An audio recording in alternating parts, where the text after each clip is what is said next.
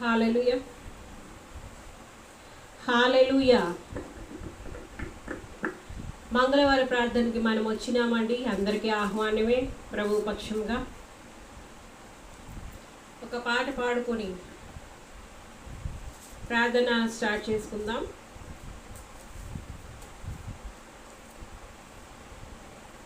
చాచిన చేతితో బాహుబలముతో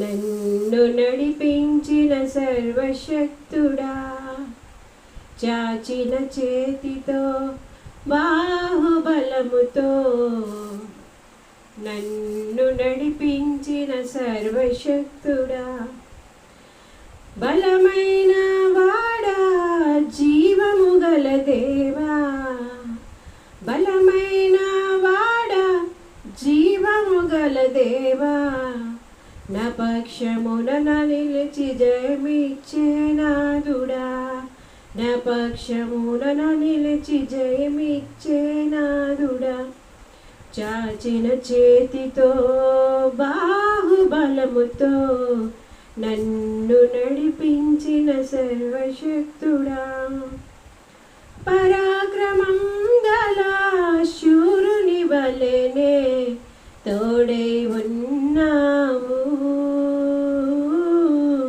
పరమున నా మొర వినబడు సమయాన నన్నాదుకున్నావు, పరాక్రమం గల శూరుని వలెనే తోడై ఉన్నావు, పరమున నా మొర వినబడు సమయాన నన్నాదుకున్నావు,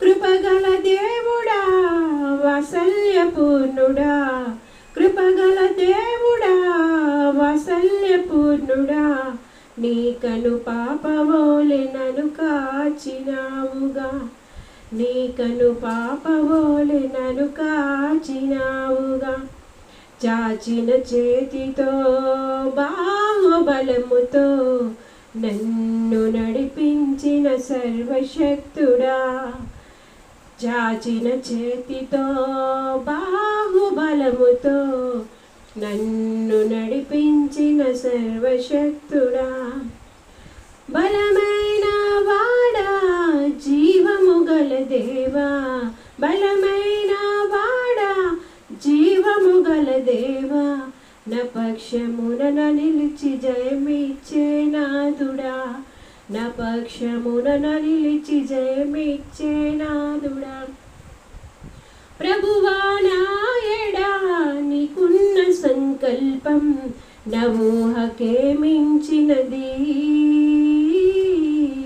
పరమున విందులోన నే పాలు పొందువేళ నా జన్మ ధన్యమైనది, ప్రభువా నా ఎడా నీకున్న సంకల్పం నా ఊహకే మించినది, పరమున విందులోన నే పాలు పొందువేళ నా జన్మ ధన్యమైనది, నా ప్రాణ ప్రియుడవు నీవేన విభుడవు, నా ప్రాణ ప్రియుడవు నీవేన విభుడవు, నా జీవము నీలో దాచి ఉన్న నాదుడవు, నా జీవము నీలో దాచి ఉన్న నాదుడవు, చాచిన చేతితో బాహుబలముతో నన్ను నడిపించిన సర్వశక్తుడా, చాచిన చేతితో బాహుబలముతో నన్ను నడిపించిన సర్వశక్తుడా, బలమైన వాడా, జీవము గల దేవా, బలమైన వాడా, జీవము గల దేవా, నా పక్షమున నిలిచి జయమిచ్చే నాదుడా, నా పక్షమున నిలిచి జయమిచ్చే నాదుడా. హల్లెలూయా. ఏ పాట అయితే ఇప్పుడు నేను పాడాను, ఆ పాట నా జీవితం బట్టి చరణం కూడా నెరవేర్చబడిందండి. ఈరోజు మీ ముందు ఒక బలమైన దేవుని బిడ్డగా నిలబడగలిగినాను, సాక్ష్యం ఇవ్వగలుస్తున్నాను అంటే ఆయన చాచిన చేతితో రిక్కవాష్య బాహుబలముతో సర్వశక్తుడుగా ఈ దినం వరకు జయమిచ్చే నాదుడుగా ఉన్నారండి. ఇది నా జీవితంలోనే కాదు, ఎవరి జీవితంలోనైనా నెరవేర్చబడుతుంది. మీరు దేవుణ్ణి ఎప్పుడు ఆశ్రయిస్తారో రిక్కవాష్య మనుషులు వెనక పరిగెత్తి ఎంత ఏడ్చినా ఏమి చేసినా కొన్ని పరిస్థితులు బట్టి మనుషుల వశీకర మమతర పక్కుని అవరికి భాష్య రివశాంతర విక్భాష్య రివశాంతర. దేవుడే మన జీవితాల్లో ఒక నిర్ణయం తీసుకున్న తర్వాత మరలా అది ఎవ్వరూ ఎప్పుడూ మార్చలేరు. ఆయనే ఒక శాసనం రాసేసిన తర్వాత ఆల్రెడీ ప్రతిదానికి డెసిషన్ అయిపోయిందండి. మరలా మనం అరిచి గీపెట్టి ఏమి చేసుకున్నా మనకి మనమే హాని చేసుకుంటాం కనుక జాగ్రత్తగా నేను చెప్పింది అర్థం చేసుకోండి. పుట్టిన వశీకరం అవతార బక్కుని ఎవరి వశాంధర రిక భాష్య రేవశాంధర.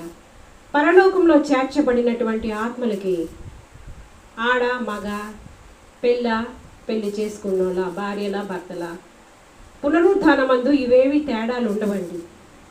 ఆత్మలన్నీ ఒకేలాగా ఉంటాయి. మీకు అర్థమైందా? ఆత్మలోకంలో వీళ్ళు ఆడోళ్ళు, వీళ్ళు మగోళ్ళు, వీళ్ళు అటుకిట్టుకు మధ్యస్థం అట్లా ఏముండదు. ఆత్మలు ఆడ లేదు మగ లేదు, అందరూ దేవదూతల్లాగా నిత్యము యుగాలు దైవ సన్నిధిలో ఉండాల్సింది సంతోషంగా. ఇంకా కన్నుల ప్రతి బాష్ప బిందువుని ఎవరు తుడుస్తారు? మన పరిస్థితిని మనం నిందించుకోవడమో, మన పరిస్థితులు నిందించడమో, మన తల్లిదండ్రులు నిందించడమో ఇదంతా పక్కన పెట్టి ఫస్ట్ మనం దేవుడికి సరెండర్ అవ్వాలి. ఏ పరిస్థితుల్లోనైనా నువ్వు దేవుడికి సరెండర్ అవ్వాలి. మన పరిస్థితి మార్చగలగ ఏకైక దేవుడు ఎవరు అంటే మన సృష్టికర్త. ఎవరు భూమి మీద మనం పుట్టించారో ఆ దేవుడే మన పరిస్థితిని మార్చగలరు తప్ప ఏ మనిషి వన్స్ దేవుడు ఒక డెసిషన్ తీసుకున్న తర్వాత అది ఎవరు మార్చలేరు. కానీ నువ్వు ఎవరైనా సరే దేవుడు ఒక ప్రణాళికతో ఒక సంకల్పంతోనే నిన్ను ఈ లోకంలో పుట్టించాడు. ఇది నువ్వు గుర్తించాలి. సమయాన్ని వృధా చేసుకుంటే తిరిగి రాదు. అవునా? నీకు బలం ఉన్నప్పుడే, నీకు ఆరోగ్యం ఉన్నప్పుడే, నీకు అన్నీ ఉన్నప్పుడే అవన్నీ పాడు చేసుకుంటే ఎక్కడి నుంచి వస్తాయి? ఒకవేళ ఈ రోజు వరకు నువ్వు బలహీనుడుగానో బలహీనురాలుగానో శిఖరం అవతార బక్కునియా అనారోగ్యంగానో ఉన్నావేమో, అయినప్పటికీ ఎప్పుడైతే నీ జీవితంలోకి జీవింపచేసే ఆత్మ యేసు ప్రభువును అంగీకరించి నరాల్లో నువ్వు శిఖరం అవతార బక్కునియా పరిశుద్ధాత్మ దేవుడు మీతో మాట్లాడుతున్నారు. మీ హృదయంలోకి తీసుకున్నప్పుడు, మీ జీవితాల్లోకి తీసుకున్నప్పుడు, మీ నరాల్లోకి తీసుకున్నప్పుడు ఆ యొక్క జీవము గల ఆత్మ అనేది మీలో పని చేయడం మీరు చూస్తారు. నువ్వు అంగీకరించే దాన్ని బట్టే ఉంటుంది. మన స్థితికి మన పరిస్థితికి మనం ఎవరిని నిందించకూడదు. అలాగని మనము ఎవరి దగ్గర చీప్ అయిపోకూడదు. మన గౌరవాన్ని, మన సెల్ఫ్ రెస్పెక్ట్ని మనం కాపాడుకోవాలి ఏ పరిస్థితుల్లోనైనా. నేను నా జీవితం అంతటినీ మీ ముందు పరుస్తున్నాను. ఎందుకు చెప్తున్నాను అనుకుంటున్నారు?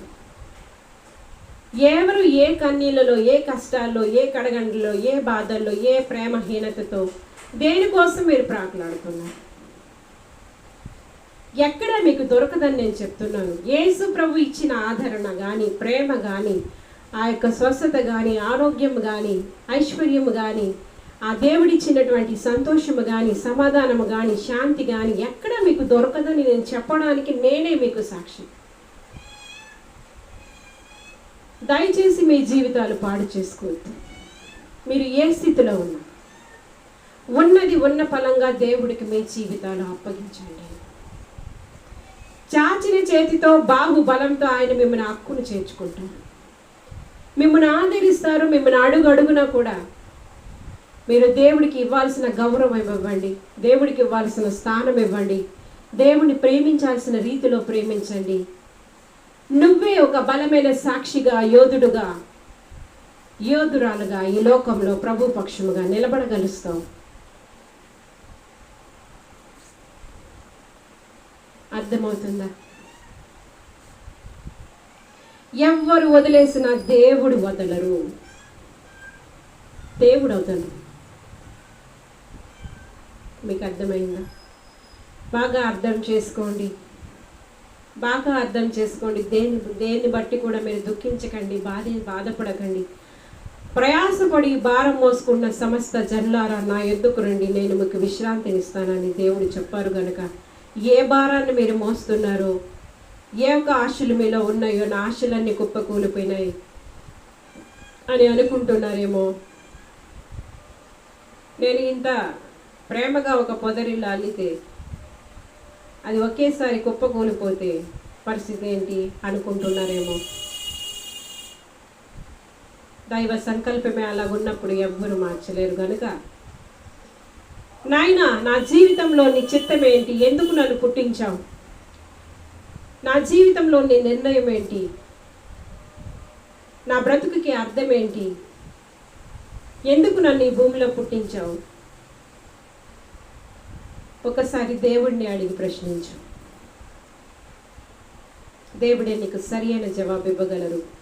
ప్రతి ప్రశ్నకి సొల్యూషన్ అనేది యేసు ప్రభు దగ్గర ఉంది.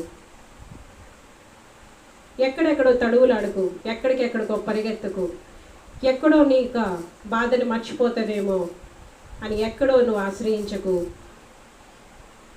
జీవము గల దేవుడిని ఆశ్రయించు. ఎందుకంటే ఆయన నీ భూమి మీద ఒక ప్రణాళికతో, ఒక ఉద్దేశంతో, నేను ఇదివరకే చెప్పాను, భూమి కంటే ఆకాశం ఎంత ఉన్నతంగా ఉందో దేవునికి మన పట్లగా అంత బలమైన సంకల్పాలు ఉంటాయి. కాకపోతే నువ్వు తవ్వి తీసుకోవాలి. ఎప్పుడు నీ కాన్సన్ట్రేషన్ ఒకదాని మీదే ఉండకూడదు. నీ కాన్సన్ట్రేషన్ ఎప్పుడు కూడా దేవుడి మీదే ఉండాలి. దేవుడిని వదలకూడదు. నీ చేదైన పరిస్థితులు నీ కన్నీటిని నాట్యముగా మార్చేసి, ఇది అబ్బాయి అయినా కావచ్చు, అమ్మాయి అయినా కావచ్చు, ఎవరైనా కావచ్చు, నీ కన్నీటిని నాట్యముగా మార్చి, నీ చేదుని మధురముగా మార్చి, నీకు చాలా విస్తారమైనటువంటి చెప్పనసఖ్యమైన మహిమాయుక్తంతో ఆనందింప చేయగల శక్తి ఆ పరిశుద్ధాత్మ దేవుడికి ఉంది.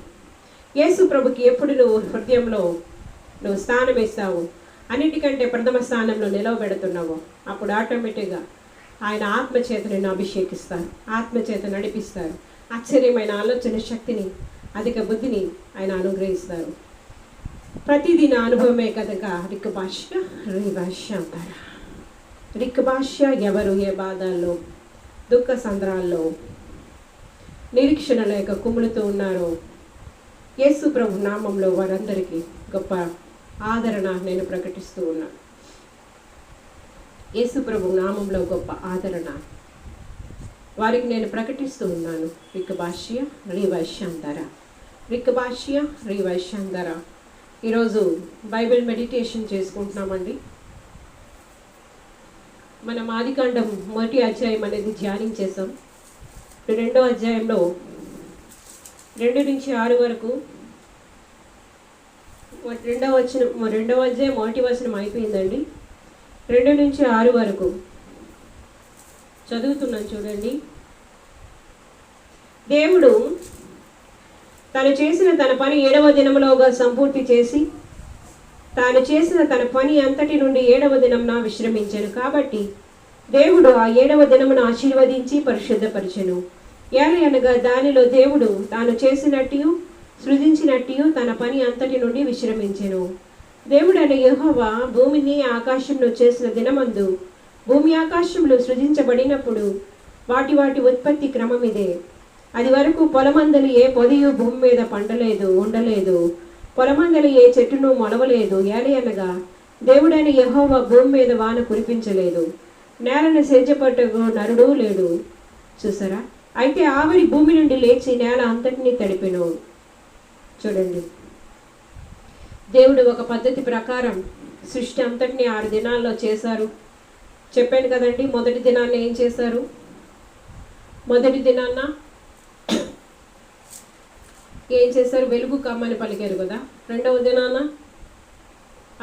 మహాకాశాలు చేశారు. 3వ దినాన ఆరెండ నేల. 4వ దినాన సముద్రాలు. 5వ దినాన పక్షులు, సముద్రంలో జలచరాలు అవన్నీ చేశారు.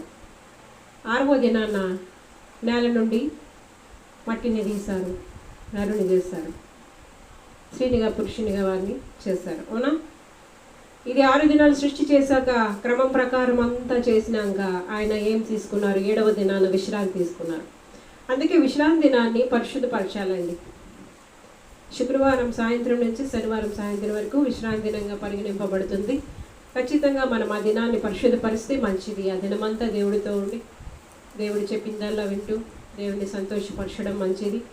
విశ్రాంతి ఎక్కువగా మ్యాక్సిమం 6 దినాలు మీరు కష్టపడినప్పుడు 7వ దినాలు విశ్రాంతి అనేది మీ శరీరానికి కూడా ఎంత అవసరం. అది దేవుడు పెట్టిందే కనుక కాదనడానికి లేదు. 100% అలాగే చేసేయాలంటే ఇది మరి బాగుంది. ఒక కుండ కూడా మోయకూడదు అని ఉంటుంది. కానీ మాకు మా చొక్క నీళ్ళు లేనప్పుడు ఖచ్చితంగా ఒక కొండ పట్టుకొని వెళ్ళి నీళ్ళు తెచ్చుకుంటాం. ఎందుకు? తాగడానికి వాటర్గా. అలాగా దేవుడు మనకి ఆత్మ ఇచ్చారు కనుక ఆత్మ జ్ఞానంతో కొనసాగాలి. ఇది ఎలాగే, అది అలాగే, ఇది ఎలాగే కాదు. కానీ మ్యాక్సిమం నీ హృదయం అంతటితో నువ్వు గౌరవించాలి. దేవుడు చేసిన సృష్టిని ఒకసారి నువ్వు జ్ఞాపకం చేసుకోవాలి. నీ కొరకు దేవుడు ఎంత ఉన్నతమైన ప్రణాళికలు ఆలోచనతో సమస్త సృష్టిని చేశారో నువ్వు అర్థం చేసుకోవాలి. భూమి మీద పుట్టిన ప్రతి మానవునికి సంబంధించిందే ఈ సృష్టి. ఏ ఒక్కరిది కాదు, ఏ ఒక్కరి సొత్తు కాదు. అర్థమవుతుందా? ఇది ఇవేంది, అది వాళ్ళది అని కాదు.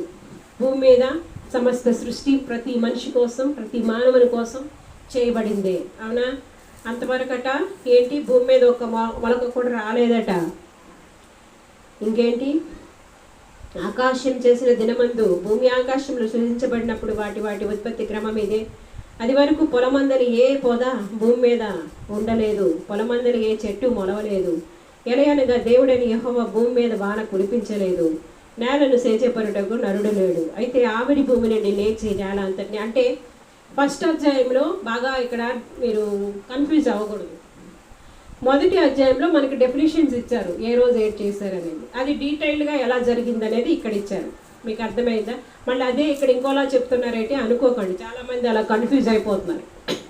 కానీ అలా కన్ఫ్యూజ్ అవ్వాల్సిన పని లేదు. అది డీటెయిల్డ్ లుక్ అక్కడ ఇచ్చారంటే జస్ట్ డెఫినేషన్స్ లాగా ఫస్ట్ ఇచ్చారు, ఏ రోజు ఏం చేశారు అది డీటెయిల్డ్గా ఇక్కడ ఇచ్చారు, అంతే, ఇంకేం లేదు. ఇంకా ఫస్ట్ మొదటగా ఏ యొక్క మొలక మొలవలేదట, ఏ పొద కూడా పుట్టలేదట. ఎందుకు అంటే ఇంకా అంతదాకా భూమి మీద వాన రాలేదట. ఎప్పుడైతే ఈ యొక్క ఆవిరి పైకి లేచిందో అది భూమిని తడపడం ప్రారంభించింది. అంతవరకు నరుడు లేడు. అంటే ఫస్టే ఆయన భూమిని చేశారు కదా. ఎప్పుడు చేశారు? 3వ దినాన్ని చేశారు కదా.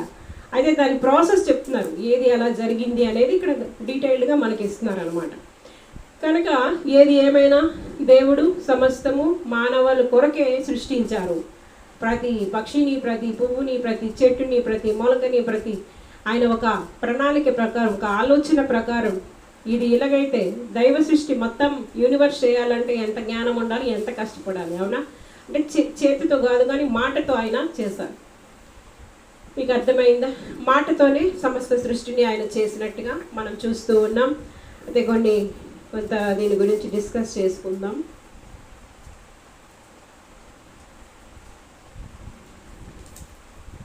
నిర్గమకాండం 28:11 చూద్దామండి.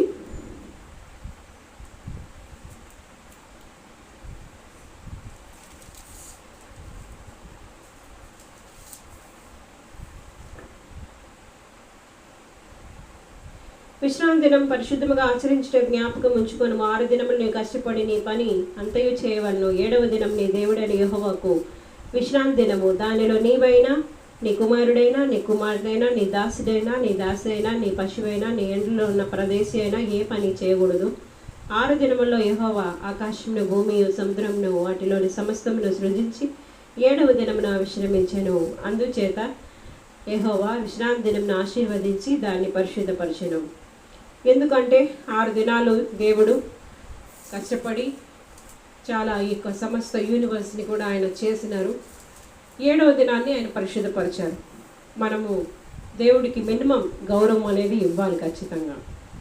ఎందుకు అంటే దేవుడు సమస్త సృష్టిని మన కోసమే చేశారు. దానికి వాగ్వివాదాలు, యుద్ధాలు, ధర్మశాస్త్రాన్ని ఫాలో అయిపోతున్నారు. ధర్మశాస్త్రం లేదు కదా, క్రైస్తవులే. ఎందుకండి మీకు దేవుడు 6 దినాలు సమస్త సృష్టి చేసి 7వ దినాలు శుభ్రంగా విశ్రాంతి తీసుకోమంటే ఎందుకు అవన్నీ అవసరమా? అవసరం అండి? ఆ దేవుడు ఈ దేవుడు ఒకటే కదా.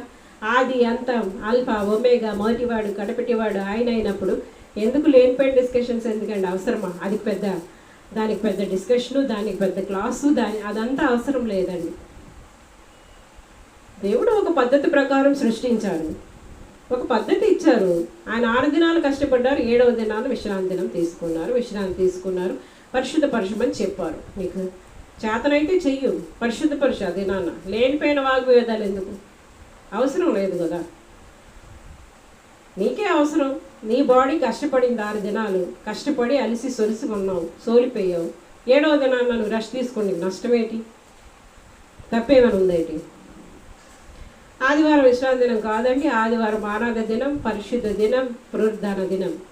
ఆ రోజు మనం దేవుడిని ఆరాధిస్తాం. మనకి ఇవన్నీ ఏనాళ్ళని కాదు, దేవుడు ఏం చెప్పారో చేసుకుంటాం. అది మన మేలుకే చెప్తారు. ఏం చెప్పినా బైబిల్లో ఏం తీసినా మన మేలుకే చెప్తారు. ఇది వద్దు అంటే అది మన మేలుకే, ఇది చెయ్యు అంటే అది మన మేలుకే, ఇది కూడదు అంటే అది మన మేలుకే.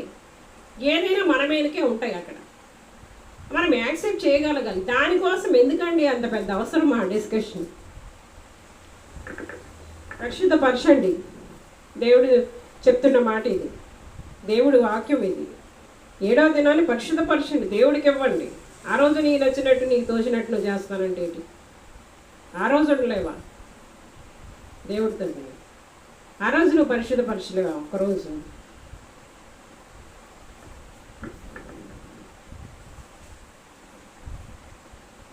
నిర్గమ 31:17.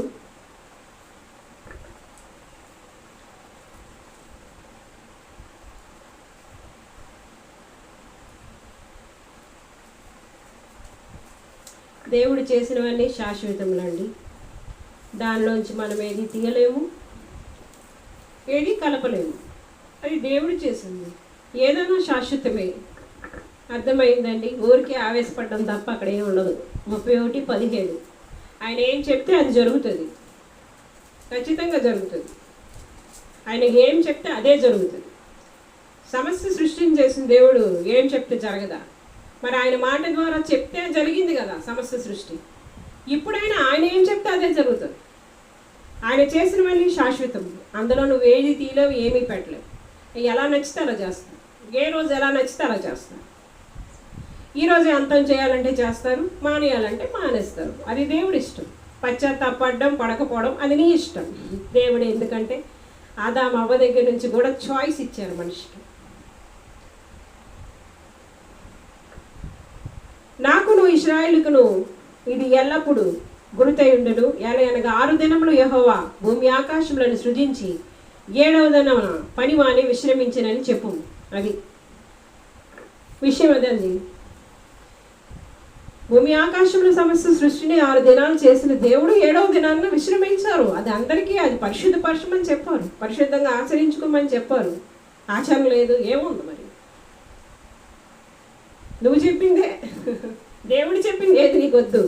నువ్వేం చెప్తావు? నువ్వు కొన్ని చెప్తావు సంఘానికి, అవే నిజం. దేవుడు చెప్పింది కాదు. దేవుడు చెప్పింది ఏది బయటికి రావట్లే. ఇప్పుడు దేవుడు ఏం చెప్తున్నాడు అది కాదు. ఆ పరిస్థితులు నీకు అనుకూలంగా, నీకేది తోస్తే, నీకు ఎలాగ లాభం వస్తుందో అది కావాలి. ఇప్పుడు సంఘాల్లో అదే జరుగుతుంది. దేవుడు చెప్పింది ఏది మనకొద్దు. దేవుడిని ఎప్పుడో పక్కన పెట్టేసాం, మనమే నిలబడ్డాం అక్కడ. అవునా?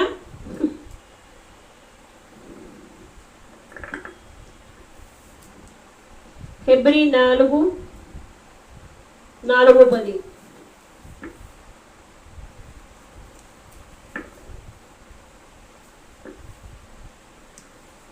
కొన్ని సంఘాలు కట్టుబాట్లు చూస్తుంటే అండి ఆశ్చర్యం వేస్తుంది నాకైతే. 4:4 దేవుడు 7వ దినమందు తన కార్యములన్నిటినీ ముగించి విశ్రమించెను.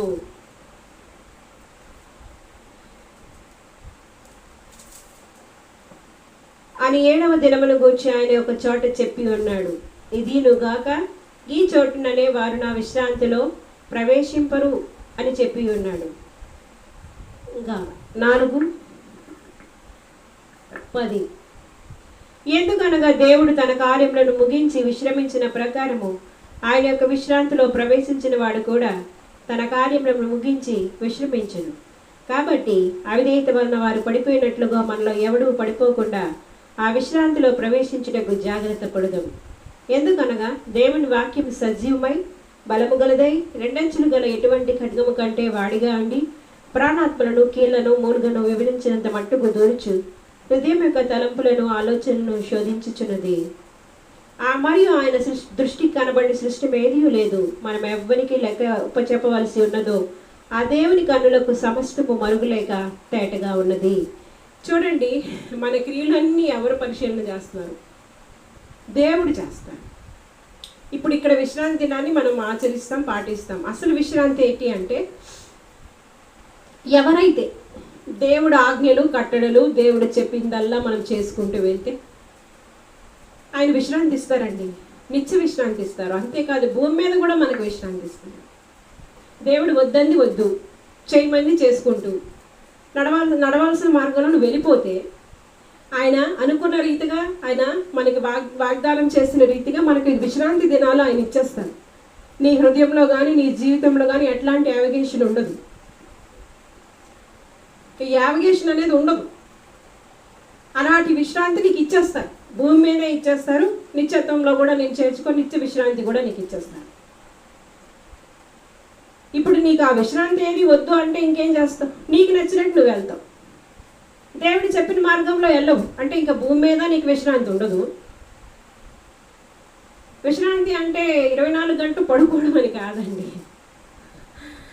24 గంటలు పడుకుంటే అది విశ్రాంతి అని కాదు. కానీ అన్ని విషయాల్లో అన్ని విధాల్లో నీకు క్షేమము, నెమ్మది, శాంతి, సమాధానం, సంతోషం, ఉల్లాసం, ఉత్సాహం ఇదంతా నీకు కలుగు చేస్తారు. కొన్ని కష్ట నష్ట పరిస్థితులు, క్లిష్ట పరిస్థితులు నీకు ఏర్పడినప్పటికీ అన్ని పరిస్థితుల్లో దేవుని స్వరాన్ని విని, దేవుని మాటని గైకొని, దేవుని ఆజ్ఞలు గైకొని, దేవుని చిత్తాన్ని నెరవేరుస్తూ, దేవుని ఆలోచనలో నువ్వు నడిస్తే గనుక అన్ని విధాలా నీకు విశ్రాంతిని భూమి మీదే నాలాగా అనుభవిస్తారు. చాలా విశ్రాంతి అండి నాకు ఇచ్చేస్తారు. ఎవరిచ్చిన విశ్రాంతిగా? దేవుడిచ్చిన విశ్రాంతి అన్ని ఏరియాస్లో.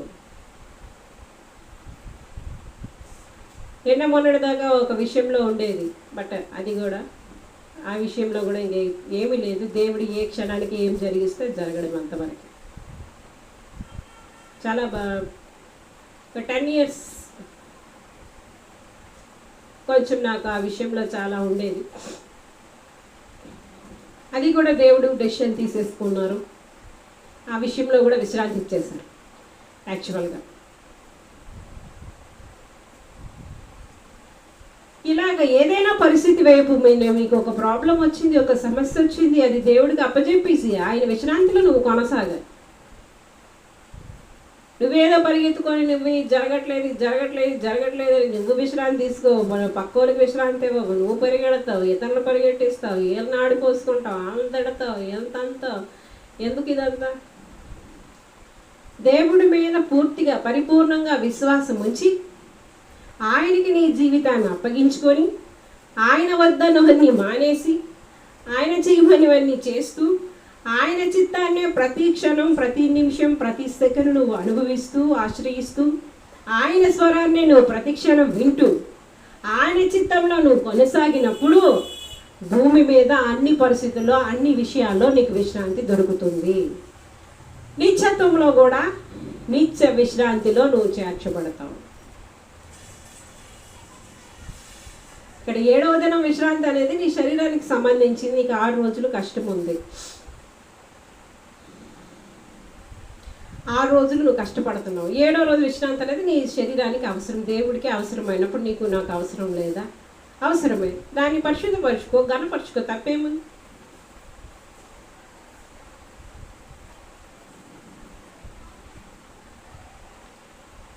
దేవుడు చాలా వాగ్దానాలు, చాలా విషయాలు మనం తెలిస్తే మనకు అర్థమవుతుంది. వాక్యాన్ని ధ్యానిస్తుంటే మనకు అర్థమవుతుంది. నువ్వు ఎలా ఫాలో అవ్వాలో నువ్వు ఎలా నేర్చుకుంటావు, నువ్వు దైవ చిత్తంలో ఎలా కొనసాగలుస్తావు. ఆయన వాక్యాన్ని తరోగా నువ్వు ధ్యానించాలి, చదవాలి. నువ్వు చదవలేని పరిస్థితుల్లో వినాలి. వాక్య సంబంధమైన జీవితంలోకి లేవనెత్తబడాలి. నీకేది తెలియలేదు. దేవుడికి, పరిశుద్ధాత్మ దేవుడికి నీ కళ్యాణ్ని అప్పగించాలి. పరిశుద్ధాత్మ నాయన నీ చిత్తంలో నన్ను కొనసాగించు అని ఆయన అప్పగించుకోవాలి పూర్తిగా. ఆయన ఈ క్షణంలో ఈ నిమిషంలో నిన్ను ఎలా నడిపించుకోవాలో నడిపించుకొని ఇంకేంటి చాచిన చేతితో బాహుబలంతో జయశీలుగా ఈ లోకంలో నిన్ను నిలబెడతారు. అన్ని పరిస్థితుల్లో, అన్ని ఏరియాస్లో. నిత్య విశ్రాంతి అనేది అందరికీ అవసరమే. చూడండి, అవిధేయత వలన వారు పడిపోయినట్లుగా మనలో ఎవడును పడిపోకుండా ఆ విశ్రాంతిలో ప్రవేశించుటకు జాగ్రత్త పడుదము. జాగ్రత్త అనేది చాలా చాలా చాలా ఇంపార్టెంట్ అండి. నిర్లక్ష్యం, అవిధేయత, నిర్భయం. చూడండి, ఎప్పుడు కూడా దేవుడు అంటే భయం లేకుండా ఉండకూడదు, అవిధేయులుగా ఉండకూడదు. దేవుడు వద్దన్న పని చేసుకుంటూ వెళ్తాం అనకూడదు. నాకు నచ్చినట్టు నేను వెళ్తాను. ఒక దెబ్బ నీకు తగిలినప్పుడైనా సెట్ అవ్వాలి కదా. నీ అవిధేయత వల్ల నీకు ఒక శిక్ష వచ్చింది. ఆ శిక్షణ కాలంలోనైనా నువ్వు సెట్ అవ్వాలి కదా. మళ్ళా నేను అలాగే పరిగెడతాను, అదే చేస్తాను, అదే చూస్తానంటే కుదరదు కదా. చూడండి, మనలో ఎవడు పడిపోకుండా ఆ విశ్రాంతిలో ప్రవేశించటకు జాగ్రత్త పడదు. ఎందుకనగా దేవుని వాక్యం సజీవమై బలము గలదై రెండంచులు గల ఎటువంటి ఖడ్గము కంటే వాడిగా ఉండి ప్రాణాత్మలను, కీళ్లను, మూలుగులను విభజించినంత మట్టుకు దూరుచు హృదయం యొక్క తలంపులను, ఆలోచనలను శోధించు. నిన్ను నువ్వు ఎలా తెలుసుకోగలవంటే ఈ వాక్య ధ్యానంలో. వాక్యాన్ని తరోగా నువ్వు చదువుతూ ఉన్నప్పుడు, అంటే నీ హృదయం ఒక దగ్గర, నీ మనసు ఒక దగ్గర, నీ కొల్లో దగ్గర కాదు, కానీ ప్రాణాత్మ శరీరాలు దేవుడికి అప్పగించి పరిపూర్ణంగా నువ్వు దేవుడి మీద ఆధారపడి ఆయన వాక్యాన్ని ధ్యానిస్తూ ఉన్నప్పుడు పరిశుద్ధాత్మ దేవుడు నీకు బోధిస్తూ ఉంటారు. ఆత్మకి నీ హృదయంలో స్థానం ఇచ్చినప్పుడు, ఆత్మచేతను నింపబడినప్పుడు పరిశుద్ధాత్మ దేవుడి ప్రతి వాక్యం నుండి నీకు బోధిస్తారు. నీ ప్రాణాత్మ కీళ్లను సైతం, మూలుగును సైతం శుద్ధి చేస్తారు. ప్రతి క్షణం ఇది అవసరమే. ఇలాగ ఎప్పుడైతే నువ్వు శుద్ధి చేయబడి మండింపబడి శుద్ధి చేయబడి అపవిత్రత అంతా కడుక్కొని కాల్చుకొని శుద్ధి చేసుకొని పరిశుద్ధ భూమి మీదే నువ్వు విశ్రాంతిలోకి వస్తావు, శుద్ధ సువర్ణంగా మార్చబడతావు. ఆ విశ్రాంతిని భూమి మీద నువ్వు అనుభవిస్తావు. మరి నువ్వు చదువుతున్నావా వాక్యాన్ని? ఆత్మచేత నింపబడినావా? పరిపూర్ణముగా విధేయత చూపిస్తున్నావా దేవుడి మాటకి? బాగా అర్థం చేసుకోవాలి. లేకుండా విశ్రాంతి కావాలంటే ఎలాగా? 90% నీకు తోచిన దారిలో నువ్వు వెళ్ళిపోయి ఒక 10% మాత్రం దేవుడు అంటే ఎట్లా? పూర్తి విధేయత అవసరం ఇక్కడ దేవుడి విషయంలో. 90% నీ టైం అంతా నీకు నచ్చిన చోట గడిపేసి ఒక 10% మాత్రం, అంటే 90% నీ టైము, నీ యొక్క చిత్తము నువ్వు నెరవేర్చుకొని ఒక 10% దేవుడితో ఉంటాను, 10% దేవుడితో గడుపుతానంటే ఎట్లా? 90% నీకు నచ్చిన దారిలోకి వెళ్ళిపోయావు కదా. అట్లా అవ్వదు. అన్ని విషయాల్లో విధేయత 100% ఆయనకు విధేయత చూపించాలి. అనునిత్యం నువ్వు చేసుకోవాల్సింది ఏంటంటే వాక్యం ద్వారా నిన్ను నువ్వు శుద్ధి చేసుకోవడం ప్రారంభించు. ఆ వాక్యాన్ని చాలా జాగ్రత్తగా నువ్వు దేవుడి సహాయం అడుగుతూ నువ్వు అర్థిస్తూ వాక్యం ఏం మాట్లాడుతున్నారు, ఏం సరి చేసుకోమంటున్నారు, ఏం డెసిషన్ తీసుకోమంటున్నారు, ఎలా వెళ్ళమంటున్నారు, ఎలా మాట్లాడమంటున్నారు, ఎలా ప్రవర్తించమో అంత వాక్యమే మీకు బోధిస్తారు. ఆది యందు వాక్యం ఉండెను, వాక్యము దేవుడై ఉండెను, వాక్యము దేవుని వద్ద ఉండెను, ఆ వాక్యమే కృపా సత్య సంపూర్ణుడై మనిషిగా మన మధ్యకి వచ్చారు. ఆయన యేసు ప్రభు. అంటే వాక్యము కూడా యేసు ప్రభువే. యేసు ప్రభు నీతో మాట్లాడాలి అంటే నువ్వు వాక్యాన్ని ధ్యానించాలి. నిత్య విశ్రాంతి నీకు వద్దా? భూమి మీద విశ్రాంతి నీకు వద్దా? చూడండి, విశ్రాంతి అనేది శరీర సంబంధమైన విశ్రాంతే కాదు, ఆత్మ సంబంధమైన విశ్రాంతి కూడా. చూడండి, యోబు 38:4-11.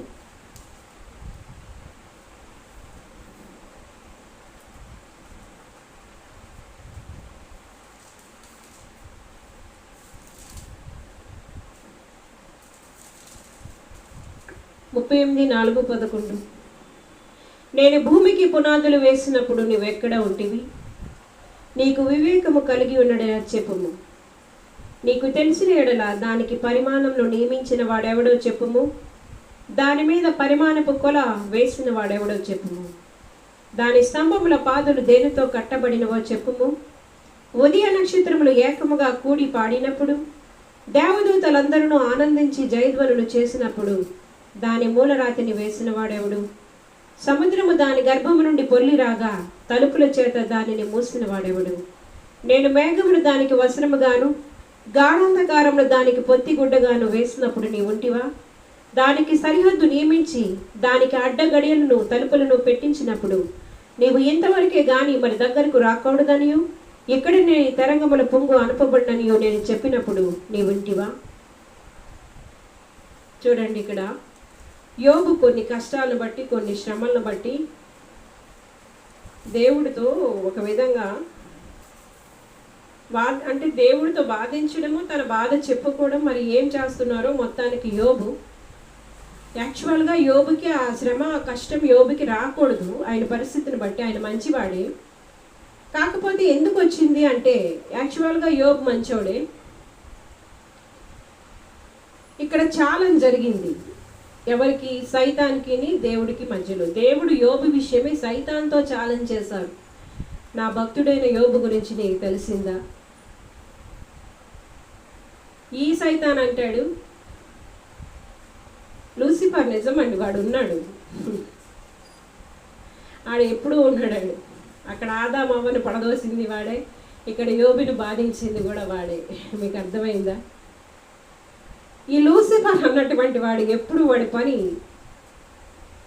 మనుషులందరినీ పక్కదోవ పట్టించి నరకానికి తీసుకొని వెళ్ళిపోవడం, భక్తులందరి జీవితాలు నాశనం చేయడం.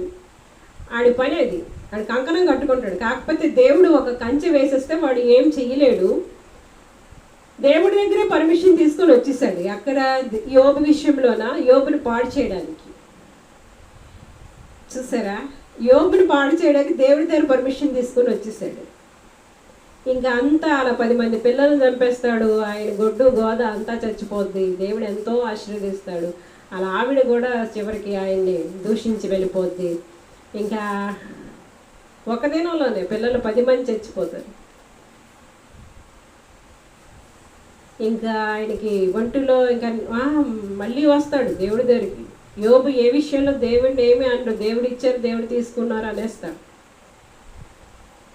మళ్ళీ దేవుడి దగ్గరికి వచ్చి మనిషి తన ఆరోగ్యం కోసం, ప్రాణం కోసం, శరీరం కోసం, ఆరోగ్యం కోసం ఏమైనా చేస్తాడు కదా అని ఆరోగ్యం మీద కూడా పర్మిషన్ తీసుకుంటాడు. చూసారా, మళ్ళా వస్తాడు. ఈయనకి ఒళ్ళంతా గోకులు ప్రారంభమైపోతే ఏమో రకరకాల వ్యాధి వచ్చేస్తుంది. ప్రాణాన్ని మాత్రం దేవుడు, ఎందుకంటే ప్రాణం తీయడం కానీ ఉంచడం కానీ అది దేవుని స్వాధీనంలోనే ఉందిలేండి. నేను చాలామందిని గమనించాను, మరణ శయ్యల వరకు వెళ్ళిపోయిన వారు ఇంకా బతికే ఉన్నారు. దేవుని నామానికే మహిమ. వాళ్ళు కొంతమంది మరణిస్తా చచ్చిపోతాం. సత్యం నిజంగా చచ్చిపోరు. ఎందుకంటే వాళ్ళు భూమి మీద ఉండడమే మంచిదని దేవుడు ఒక నిర్ణయం తీసుకుంటే వాళ్ళు చచ్చిపోరు. ఎంత చచ్చిపోతాం అనుకున్నా చచ్చిపోరు. నేను చాలా దగ్గర నుంచి ఇలాంటి వాళ్ళు నేను అబ్జర్వ్ చేశాను.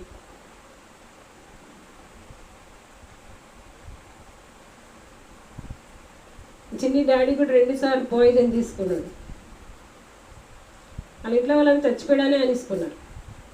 కానీ దేవుడు ఆయుష్ ఇచ్చి నిలబెట్టేసి,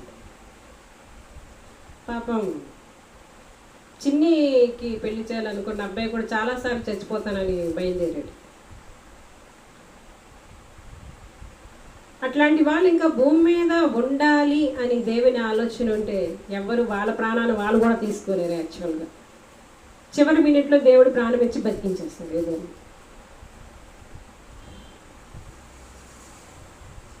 ఎందుకు అంటే మరి ఎందుకో దేవుడు వాళ్ళని ఉంచుతాడు. వాళ్ళ విషయంలో మరి దైవ ప్రణాళిక, దైవ చిత్తాలు కొన్ని ఉంటాయి. మరి అవి నెరవేర్చబడడానికి ఆయన ఉంచుకుంటారు.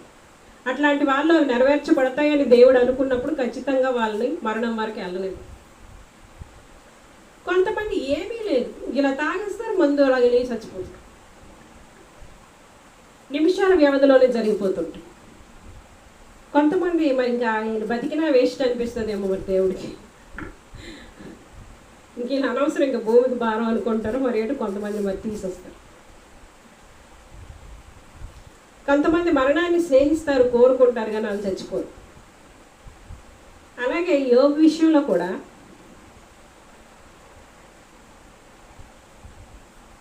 ప్రాణాన్ని మాత్రం నువ్వు ముట్టుకోకు, నువ్వు ఏమైనా చేసుకో వెళ్ళి అని ఆ లూసిఫర్ సైతానికి దేవుడు చెప్తారు. ఆయనకి ఇంకా ఒంటి నిండా రోగం వచ్చి కుక్కలు వచ్చి ఆయన కురుపులు నాకుతూ ఉంటాయట. ఆ పరిస్థితుల్లో కూడా అయితే దేవుడు నేను కొన్ని ప్రశ్నలు అడుగుతుంటా. దేవా, నా తల్లి గర్భంలోనే నన్ను చంపేకపోయావా? నన్ను ఎందుకు భూమి మీదకి తెచ్చావు నాయన? అక్కడే నా కళ్ళు నాయన పడిపోయిన పిండంగా నన్ను తీసేసి నీ దగ్గర తీసుకుపోయావా? ఇలాగ ఆయన బాధ అంతా వ్యక్తపరుస్తూ ఉన్నప్పుడు అయితే తర్వాత యోబును ఆశీర్వదించేస్తారులేండి, మరలా రెండింతల ఆశీర్వాదంతో ఆయన నింపేస్తారు, అది తర్వాత విషయం. ఆ పరిస్థితుల్లో దేవుడు కొన్ని ప్రశ్నలు యోబుకి వేస్తున్నారు, ఇప్పుడు మనందరికీ వేస్తున్నారు అనుకోండి. ఏ బాధల్లో ఏ శ్రమంలో మీరు ఉన్నప్పటికీ దేవుడికి అసాధ్యమైంది ఏమీ లేదు అని చెప్పడానికి మరొకసారి మీ జీవితాలు ఏలకో ఆలకో దారాదత్తం చేయకండి, మీ జీవితాలు దేవుడికే ఇవ్వండి. మీకు అర్థమైందా? మనుషుల కోసం మనుషులు ప్రాణాలు తీసుకోవడం ఏంటండి? దేవుడి కోసం నిలబడు, దేవుడి కోసం బతుకు, దేవుడి కోసం మండింపబడు. నీ జీవిత అర్థం పరమార్థం నీకు తెలుస్తుంది. మనుషుల కోసం ఎందుకు చచ్చిపోతాం? మనుషుల కోసం ఎందుకు ప్రాణం తీసుకోండి? వాళ్ళు సాధారణమైన మనుషులు, వాళ్ళు కొంతవరకే నీ యొక్క పరిస్థితిని భరించగలరు. ఏ మనిషి అయినా నీది ఏ పరిస్థితి అయినా దేవుడు భరిస్తారు, ఎందుకంటే ఆయన నిన్ను పుట్టించారు, మరి తప్పదు. నీ వల్ల ఉపయోగం ఉంది అనుకుంటే, దేవుడు నిత్య విశ్రాంతిలో నువ్వు ఉండాలని ఆయన అనుకుంటే మరి ఆయన నిన్ను ఉంచుతాడు అంతే.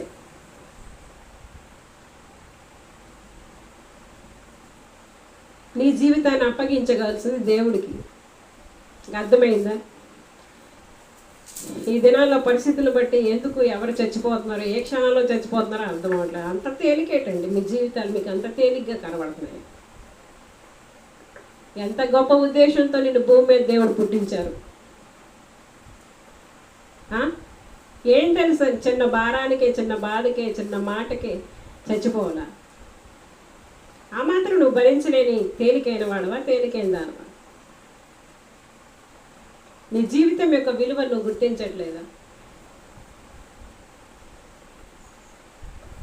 చూడండి, కొన్ని మాటలు ఇక్కడ ఆ యోబుకి దేవుడి అడుగుతున్నారు. నేను భూమికి పునాదులు వేసినప్పుడు నువ్వు ఎక్కడ ఉంటివి? నీకు వివేకము కలిగి ఉన్న ఎడల చెప్పుము. అందరికీ అడుగుతున్నారు, దేవుడు భూమికి పునాదులు వేసినప్పుడు నువ్వు ఎక్కడున్నావు? దేవుడు భూమికి పునాదులు వేసినప్పుడు నువ్వెక్కడున్నావు? మరి ఆ పునాదులు వేసిన దేవుడికి, నిన్నొక ఉద్దేశంతో పుట్టించిన ఆ దేవుడికి నీ జీవితంలో ఏం చేయాలో ఆయనకు తెలీదా? అర్థం చేసుకోండి. ఆ యేసయ్య చేతుల్లో మీ జీవితాలు పెట్టండి. ఒకవేళ ఈ దినం మీ జీవితం ఏంటో మీకు అర్థం కాకపోవచ్చు. ఆ పరిస్థితులను బట్టి నువ్వు ఒకవేళ కొట్టబడవచ్చు, పరిస్థితులు బట్టి నువ్వు బాగా కృంగి కృషించవచ్చేమో. పరిపూర్ణంగా నీ జీవితాన్ని ఆయనకి ఎందుకు ఇవ్వకూడదు? భూమికి పునాదులు వేసినప్పుడు నువ్వు ఉన్నావా? అంత వివేకము గల దేవుడికి ఎందుకు నీ జీవితాన్ని ఇవ్వాలని నువ్వు అనుకో? వివేకం లేని మనుషుల వైపు, మనుషుల చుట్టూ ఎందుకు తిరుగుతావు? చూడండి, నీకు తెలిసిన ఎడల దానికి పరిమాణంలో నియమించిన వాడెవడో చెప్పు. దాని మీద పరిమాణపు కొల వేసిన వాడెవడో చెప్పు. దాని స్తంభముల పాదులు దేనితో కట్టబడినవో చెప్పు. ఏంటంటే భూమిలో ఇంత మట్టి ఉండాలి, ఇంత నీరు ఉండాలి, ఇంత ఇది ఇక్కడ ఇలా ఉండాలి, ఇక్కడ సముద్రం ఉండాలి, ఇక్కడ చెట్లు ఉండాలి, ఇక్కడ ఇవి ఉండాలి, అవి ఉండాలి. ఎవరండి అంత ప్లాన్డ్గా చేశారు? ఇంత మట్టి ఉండాలని ఇంత మట్టి కొలిచి పెట్టింది ఎవరో? ఇక్కడ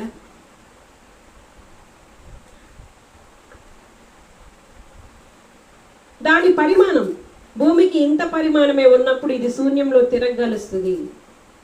దీనిలో ఇన్ని అడవులు ఉండాలి, ఇన్ని చెట్లు ఉండాలి, ఇంత నీరు ఉండాలి. ఇదంతా ఎవరు చేశారు?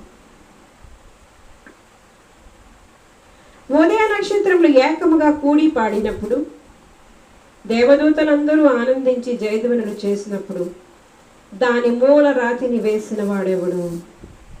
చూసారా, ఇళ్ళకి మూలరాయి వేస్తారు కదా, అలాగే దేవుడు భూమికే మూలరాయి పెట్టినప్పుడట దేవదూతలందరూ జయధ్వనులు పాడారట. ఇది దేవుడే డైరెక్ట్గా యోబుతో మాట్లాడుతున్నారు. బాగా అర్థం చేసుకోండి.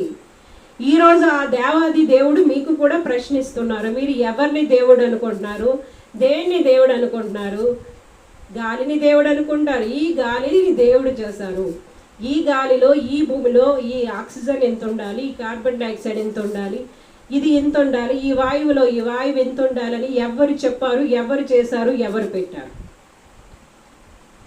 నువ్వు నేను ఎంత ప్రశాంతంగా ఈ భూమి మీద బతుకుతున్నామంటే మనకి కావాల్సిందంతా ఎవరు చేసి పెట్టారు? మీరు ఎవరు అనుకుంటున్నారు? కనీసం మీరు పిలిస్తే పలకలేనటువంటి రాళ్ళు రప్పలు అనుకుంటున్నారా? దేవుడు అంటే ఎవరు అనుకుంటున్నారు? ఉదయ నక్షత్రములు ఏకముగా కూడి పాడినప్పుడు దేవదూతలందరూ ఆనందించి జయధ్వనులు చేసినప్పుడు దాని మూల రాతిని వేసిన వాడెవడు? సముద్రము దాని గర్భము నుండి పొర్లి రాగా తలుపుల చేత దానిని మూసిన వాడెవడు? మొదటంతా ఇదంతా జలమే కదండి. జలాలన్నీ ఒక చాట ఏడ్చి కూర్చింది ఎవరు? వాటికి తలుపులు వేసింది ఎవరు? మూసింది ఎవరు? సరిహద్దులు నిర్ణయించింది ఎవరు? సరిహద్దుగా అక్కడ ఇసుకని మేటగా వేసింది ఎవరు? తలుపుల చేత దానిని మూసిన వాడెవడు? నేను మేఘమును దానికి వస్త్రముగాను గాఢాంధకారమును దానికి పొత్తిగుడ్డగాను వేసినప్పుడు నీ ఉంటివా? దానికి సరిహద్దు నియమించి దానికి అడ్డగడిలో తలుపులు పెట్టించినప్పుడు నువ్వు ఎంతవరకే గాని మరి దగ్గరకు రాకూడదని ఇక్కడే నీ తరంగముల పొంగు అనుపబడ్డని నేను చెప్పినప్పుడు నీ ఉంటివా? సముద్రంతో చెప్పారటండి. దేవుడు మొత్తం జలములు కదా ఉన్నాయి. స్టార్టింగ్ నేను చెప్పిందండి మెసేజ్. ఆ జలములన్నీ పైన జలములు కింద జలములు ఆయన వేరుపరిచేశారు. ఆ పైన జలములకి తలుపులు పెట్టి గడియలేసి పెట్టేసి మూట కట్టి ఉంచుతారు. పైన నీళ్ళు, పైన కూడా నీళ్ళేనండి. కింద కూడా జలములకి ఈ సముద్రాలకి ఒక తలుపులు పెట్టి వాటిని అక్కడ పెట్టేసి మీరు ఇంకా అక్కడి నుంచి మీ తరంగాలు పొంగు అక్కడ దాకే మీరు ఎంత గెంతినా అక్కడే గెంతండి, ఈ లోపలికి రాకూడదని ఆయన ఒక సరిహద్దు పెట్టేశారు. మళ్ళీ ఆయన తీస్తేనే వస్తాయి. మేఘమును గాఢాంధకారమును పొత్తిగుడ్డగా చేసి చుట్టి పెట్టారట మేఘాల్లో వర్షాలు. వర్షం కాదు, ఆ నీటి.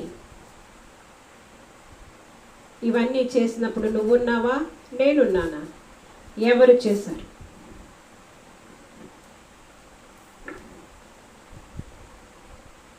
జెన్సిస్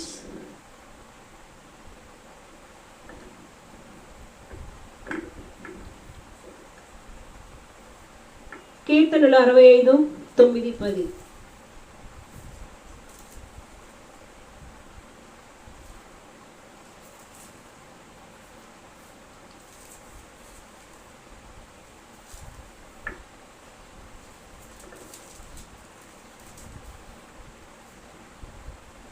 నీవు భూమిని దర్శించి దాన్ని తడుపుచున్నావు, దానికి మహదైశ్వర్యం కలుగు చేయుచున్నావు. దేవుని నది నేలతో నిండి ఉన్నది. నీవు భూమిని అట్లు సిద్ధపరిచిన తరువాత వారికి ధాన్యము దయచేయుచున్నావు. దాని దుక్కులను విస్తారమైన నీళ్లతో తడిపి దాని గనిమలను పదును చేయుచున్నావు. వాన జలుల చేత దానిని పదును చేయుచున్నావు. అది మొలకెత్తగా నీవు దానిని ఆశీర్వదించుచున్నావు. చూసారండి, భూమికి మహదైశ్వర్యాన్ని ఎవరిస్తున్నారు? ఇప్పుడు వర్షం పడట్లేదు, పడమంటే పడుతుందా? నువ్వు ఏం చేసినా పడుతుందా? పడదు. మళ్ళీ దేవుడే అనుకోవాలి. నీవు భూమిని దర్శించి దాన్ని తడుపుచున్నావు, దానికి మహదైశ్వర్యం కలుగు చేయుచున్నావు. దేవుని నది నేలతో నిండి ఉన్నది. నీవు భూమిని అట్లు సిద్ధపరిచిన తరువాత వారికి ధాన్యము దయచేయుచున్నావు. దాని దుక్కులను విస్తారమైన నీళ్లతో తడిపి దాని గనిమలను పదును చేయుచున్నావు. చదును చేయుచున్నావు. వాన జల్లుల చేత దానిని పదును చేయుచున్నావు. అది మొలకెత్తగా నీవు దానిని ఆశీర్వదించుచున్నావు. ఇదండి, ఈ భూమిలోంచి ఆవిరెళ్ళి మళ్ళా వర్షముగా పడడం, భూమికి మహదైశ్వర్యాన్ని ఇవ్వడం, దాన్ని వాన జల్లుల చేత తడపడం, దాన్ని చదును చేయడం, పదును చేయడం, అది మొలకెత్తగా అది ధాన్యం ఇస్తున్నప్పుడు మనం సంతోషించడం, ఇదంతా దేవుని యొక్క ప్రణాళిక అండి. దేవుని ఆలోచన. ఎవరి ఆలోచన అనుకుంటున్నారు? ఇప్పుడేదో నువ్వేది కష్టపడిపోతే అయిపోద్ది. నువ్వు బోరు పెట్టుకున్నావండి, బోరు పెట్టుకొని ఎంత వాటర్ ఇవ్వగలవు? కొన్ని బోరు పెట్టుకుని వాటర్ తవ్వినప్పుడు ఆ బోర్లోంచి అంత వాటర్ రావాలా? నీకు ఒక 50 ఎకరాలు ఉంది, 50 ఎకరాలకి నువ్వు వెళ్ళి బోరు పెట్టి తడిపేస్తావా? ఎవరు దాన్ని పదును చేస్తున్నారు? ఎవరు దాన్ని చదును చేస్తున్నావు? ఎవరు దానికి వర్షం ఇస్తున్నారు?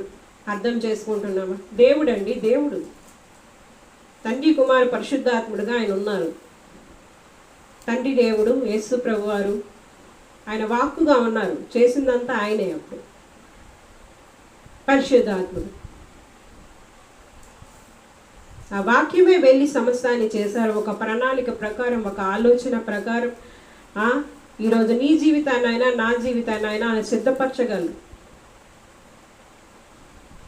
నువ్వు చేయాల్సిందల్లా ఒకటే, దేవుని మాటకి లోబడాలి, విధేయత చూపించాలి.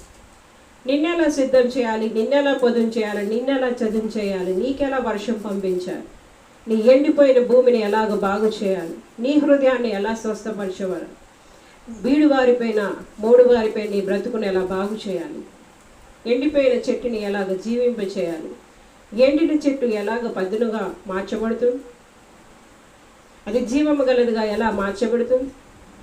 నువ్వు కూడా మహదైశ్వర్యంతో, నీ యొక్క ఎండిపోయిన బ్రతుకు మహదైశ్వర్యంతో ఎలా నింపబడుతుంది. ఎండిన జలములో, ఎండిన భూమిలోకి ప్రవాహ జలములు ఎలా వస్తాయి? నీ కడుపులోంచి జీవజల నదులు ఎలా ప్రవహిస్తాయి? ఎండిపోయిన నా బ్రతుకు ఈరోజు జీవము గలదిగా మీ ముందుకు ఎలా రాగలిగింది?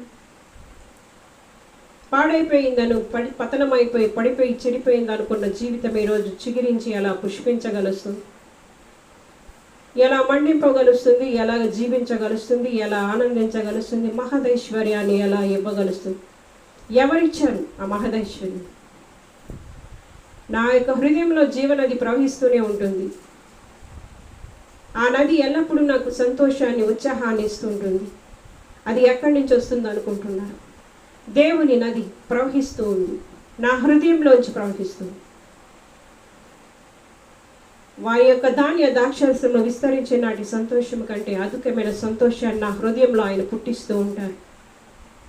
లోక సంబంధమైన పరిస్థితులు నన్ను అంటావు, శారీరకంగా నేను కొంత ఏడవచ్చు, దుఃఖపడవచ్చు, కన్నీరు ప్రవాహంగా వదలవచ్చు, కానీ నా హృదయంలో ఉండే ఆ సంతోషాన్ని ఎవ్వరూ మార్చలేరు, ఎవరు తీయలేరు కూడా.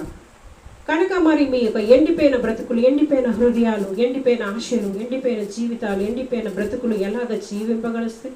ఎలాగ దేవుని యొక్క మహదైశ్వర్యంతో నింపబడతాయి?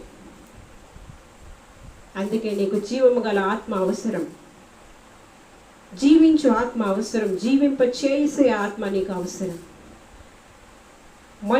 మొదటి ఆదాం అనేది దేవుని యొక్క జీవాన్ని పొందుకొని ప్రాణి అయ్యాడు. ఆ విధంగా ఇంకో రెండవ ఆదాముగా వచ్చిన యేసు ప్రభు వారు మనకి జీవింప చేసే ఆత్మ అయ్యారు. ఎండిపోయిన ప్రతి పరిస్థితిని కూడా ఆ యొక్క జీవంతో ఆయన నింపగలుస్తారు. మీకు అర్థమైందా? ఎండిపోయిన భూమిని ఎలాగ తడిపి చదును చేసి పదును చేసి మహదైశ్వర్యాన్ని కలిగిస్తున్నారు, ఎండిపోయిన నీ హృదయాన్ని కూడా అలాగా ఫలభరితం చేయగలరు దేవుడు. ఎప్పుడైతే నీ హృదయాన్ని, ఎండిపోయిన నీ హృదయాన్ని, వీడివారిపై నీ బ్రతుకులోకి జీవము గల ఆత్మ అయిన యేసు ప్రభుని అంగీకరించావు, అప్పగించుకున్నావో, నీవే ఒక మహదైశ్వర్యముగా మార్చబడుతూ ఉన్నావు. ఇర్మియా 10:12-13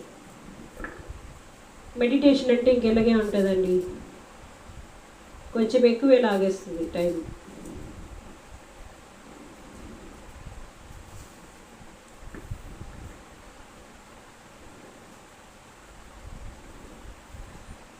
పది 12 13 ఇర్మియా. ఆయన తన బలము చేత భూమిని సృష్టించెను, తన జ్ఞానము చేత ప్రపంచమును స్థాపించెను, తన ప్రజ్ఞ చేత ఆకాశమును విశాలపరచెను. ఆయన ఆజ్ఞ